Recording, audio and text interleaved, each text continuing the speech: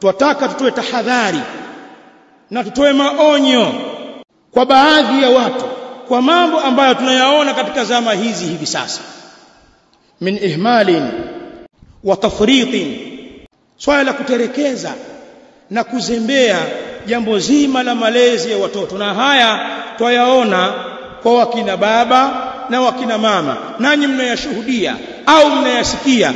Watu wanaterekeza watoto wao na kuwaacha, na kuna asbabu nyingi. Imma li jahlihim, inawezekana ni kwa sababu ya ujinga wao. Ni watu wajinga, hawajajua maana ya malezi kwa ukamilifu wake.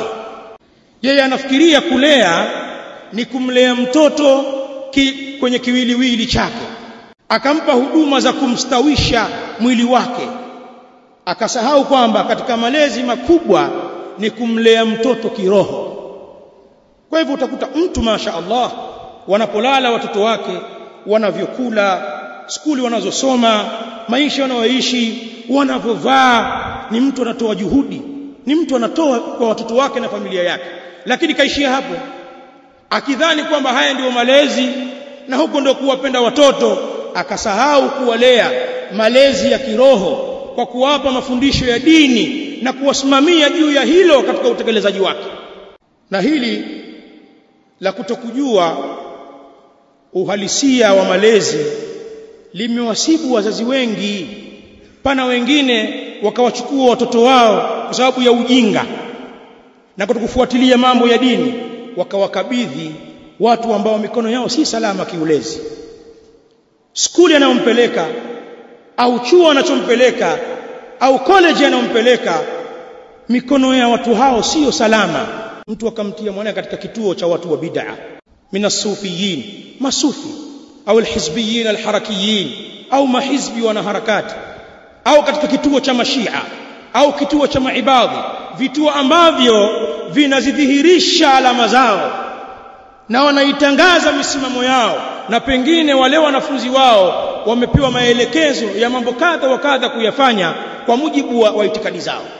Mtu bila kujali unamwona mchukua mwanae anamtia katika maskuli kama haya, wa huwa sunni pengine, na wengine ni juhali, hawafahamu, anaangalia dhawahir, mambo ya dhahiri pekee yake. Bali pana watu wamewapeleka watoto wao hata katika vituo vya makafiri, kufar, makafiri wenye chuki. Mtu kamchukua mwanae kampeleka huko, waambia mtoto wa fulani yuko huko kwenye shule ya mission huko ni kwaya tu kuanzia asubuhi mpaka jioni. Anakuwa katika i'tiqadat al-kufriya, na yeye hajali, na pengine alipa fedha nyingi kwenye karo kwa sababu anatafuta dunia kule. Ni shule nzuri, yafaulisha sana, wako serious sana, kwa hiyo nataka kijana aende huko, wawapeleka huko. Ndio hawa tunawaona kwenye majukwaa wakizungumza, wana majini ya Kiislamu lakini ni majitu mazuzu. Namsikia mtu aropoka tu, mimi alhamdulillah pande zote mbili nipo mimi. Huku kwa Waislamu nimezaliwa na huku kwa Wakristo nimelelewa, mimi sichagui. Haya maneno ya wajinga, lakini ndivyo walivyokuzwa. Na wengine kwa sababu ya ujinga wao wakawatia watoto kwenye vituo vya maasi na munkarati. Mtu anampeleka mtu kwenye akademi za mpira, mtoto mdogo hajui suratul Fatiha, hamjui Allah, hamjui Mtume sallallahu alaihi wa alihi wasallam, hajui adhkari za kawaida za kulala, za kuamka, za kuingia chooni, za kuingia nyumbani, za kutoka, za kuingia msikitini. Adhkari hizi mukhtasarat hajui. Mtoto bado mbichi kabisa, amchukua anamtia kwenye klabu ya mpira, academy ya football bwana hii. Ataka mwanae akawa mchezaji fulani huko Europe huko au si wapi huko. Na wengine wakawateka katika vituo vya sanaa, ikawa mtoto afundishwa nyimbo, kupiga vinanda, magitaa, afundishwa kuimba, afundishwa kukata viuno na kucheza masaa.